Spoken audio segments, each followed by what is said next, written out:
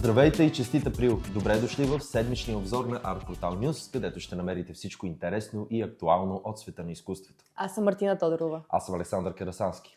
В тази първа седмица от месеца празнувахме Деня на шегата и рождените дни на Ханс Кристиан Андерсен, Робърт Дауни Джуниор, Еди Мърфи и куп други знаменитости. Но ето го и нашия подбор на най-любопитното от изминалите 7 дни. Започваме с музика. Маестро Найден Тодоров, който преди дни отново стана служебен министър на културата, ще гостува за пореден път в Италия, където ще представи концерт от Бетовен с симфоничния оркестър на Сан Ремо. Българинът е сред любимите диригенти на симфоничния оркестър на Сан Ремо, който е една от най-старите и престижни италиански музикални организации. Любопитно е, че 2024 се оказва годината на Бетовен за маестрото, който има поредица от концерти с музиката на австрийския гений. Обръщайки поглед към родната театрална сцена, актьорът Валери Йорданов няма да напуска Народния театър, както съобщи по-рано, но обмисля да изнесе моноспектакъла си Караконджол на външна сцена.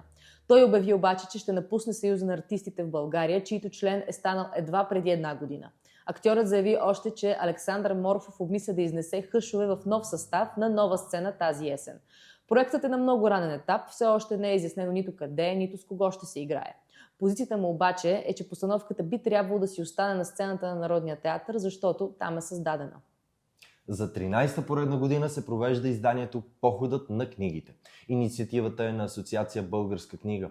През април известни артисти, журналисти, спортисти, политици и обществени личности ще четат своите любими книги на деца из цялата страна. По традиция, Походът на книгите стартира на 2 април, рождения ден на датския писател Ханс Кристиан Андерсен. През следващите дни походът тръгва из цялата страна, обикаляйки стотици учебни заведения, детски градини, читалища и библиотеки. И от книгите преминаваме на вълна музика и хвърляме поглед към световния шоу-бизнес. Певицата Тейлор Суифт беше включена в годишния списък на милиардерите на Forbes. Тя стана милиардер през октомври миналата година, до голяма степен благодарение на рекордното си турне, което се превърна в първото в историята с приходи от над $1 милиард. С постижението си певицата се присъединява към 13 други знаменитости, чието общо нетно богатство се оценява на 31 милиард.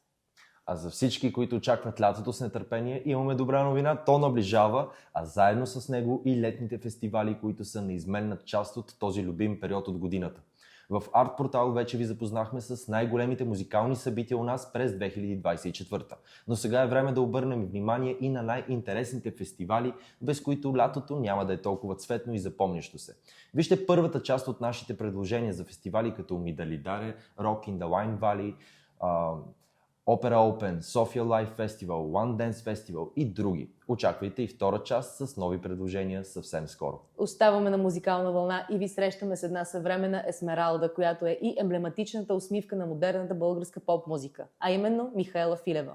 На 4 април тя за пореден път влезе в ролята на пленителната героиня от романа Парижката света Богородица на Виктор Юго в представлението на Старозагорската опера. Публиката в Пловдив, която стана свидетел на спектакъла, дълго аплодираше трупата. А какво ни разказа Михаела Филева за това ново амплоа в кариерата си и за всичко актуално покрай нея, може да прочетете в интервюто в Art Portal. Това е всичко от нас, но само за тази седмица.